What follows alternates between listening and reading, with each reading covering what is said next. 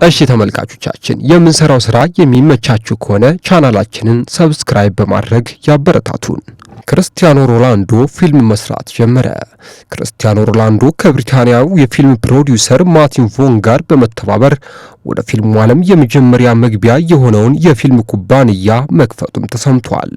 ክርስቲያኖ በአሁኑ ሰዓት ከስራ አጋሩ ጋር 2 ፊልም ሰርቶ ያጠናቀቀ ሲሆን በቅርቡ እንደሚለቀቅም አስታውቋል።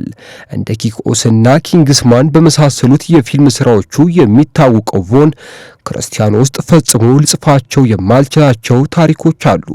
እናም ከሱ ጋር አነቃቂ ፊልሞችን ለመስራት በጉጉት እጠባበቃለሁ። እሱ የእውነተኛ ህይወት ልዕልና ማሳያ ነው ሲል መግለጫውን ሰጥቷል። አክሎም ክርስቲያኖ ሮናልዶ ፊልሞችን ይወዳል፣ ማቲው ቮንም ስፖርት ይወዳል።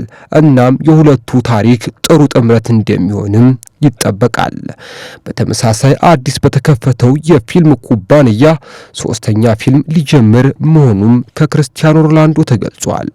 ክርስቲያኖ ሮናልዶ ስለ አዲሱ የፊልም ኩባንያ ሲናገር ይህ አዲስ የሥራ ዘርፍ በጣም አስደሳች የህይወት ምዕራፍ የሚከፍትልኝ ሆኗል ይላል። በእግር ኳስ መድረክ ላይ ድንቅ ጥበቡን ሲያሳይ ቆየው ተወዳጁ ክርስቲያኖ ሮናልዶ የፊልም ኢንዱስትሪው መቀላቀሉን ብዙዎችን አስደምሟል። ክርስቲያኖ ሮናልዶ እኔ የምንጊዜውም የተሟላ ተጫዋች ነኝ ብዬ አስባለሁ። በጭንቅላቴ አስቆጥራለሁ፣ ቅጣት ምቶችን አስቆጥራለሁ፣ እናም በቀኝና በእግሬ በደንብ መታለሁ። ክርስቲያኖ የተሟላ ተጫዋች አይደለም ማለት ውሸት ነው ሲል በራሱ የዩቲዩብ ቻናል ላይ መናገሩ ብዙዎችን ሲያነጋግር የቆየ ጉዳይ መሆኑም ይታወሳል።